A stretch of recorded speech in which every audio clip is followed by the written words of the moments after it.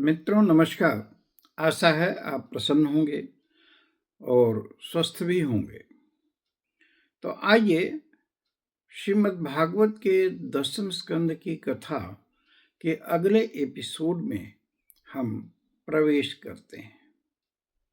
अभी तक आपने पढ़ा कि देवकी को मारने के लिए कंस खड्ग निकाल लिया था। महात्मा वसुदेव ने बहुत समझाया पर वह दुर्बुद्धि समझ न सका। भगनी को मारकर अमर होना चाहता था।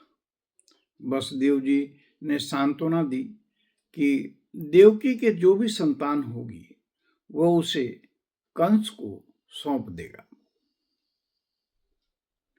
इस बात पर कंस सहमत हो गया क्योंकि वह जानता था कि वसुदेव कभी मिथ्या भाषण नहीं करते। तत्पश्चात वह अपने घर को चला गया। समय पर देवकी का पहला पुत्र कीर्तिमान हुआ। वसुदेव जी को दुख तो हुआ पर वचन दे दिया था, इसलिए उसे ले जाकर के कंस को दे दिया। कंस ने कहा, मुझे भय तो 8वें गर्भ से है, आप इसे ले जाइए।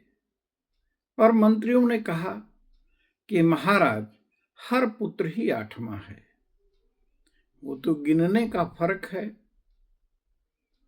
गिनने के आधार पर निर्भर करता है कि पहला 8वां है कि 8वां पहला है। फिर क्या था, उसने देवकी के पुत्र को पत्थर पर पटक कर मार डाला। उस समय कंस का अत्याचार चरम पर था। उसने सूरसेन मंडल, उसी में मथुरा भी था, पर कब्जा कर रखा था। पिता के साथ उनके मित्रों को भी जेल में डाल दिया था। स्वयं ही राजा बन गया था। कंस पूर्व जन्म में कालनेमी राक्षस था जिसे श्री हरि ने मारा था, अतः वह हरि भक्तों से वैर रखता था, सबको यातना देता था।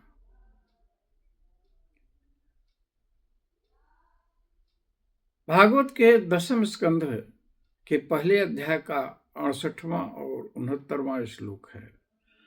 आत्मा नमिह संजातम जानन प्राग विष्णुना हतम महासुरम कालनेमिम यदुभिः स व्यरुद्धयत् उग्रसेनम च पितरम यदुम भोजांधकाधिपम स्वयं निगृह्य बुभुजे सूरसेनान महाबलः। कंस जानता था कि मैं पहले कालनेमी था और विष्णु ने मुझे मार डाला था, इससे उसने यदुवंशियों से घोर विरोध ठान लिया। कंस बड़ा बलवान था। उसने यदु, भोज और अंधक वंश के अधिनायक अपने पिता उग्रसेन को ही कैद कर लिया था और सूरसेन देश का राज्य वह स्वयं करने लगा था। वो जरासंध की 2 पुत्रियों से विवाह भी कर लिया था, इसलिए वह अत्यंत बलशाली हो गया था। तो हम अपनी वाणी को यहीं विश्राम देते हैं।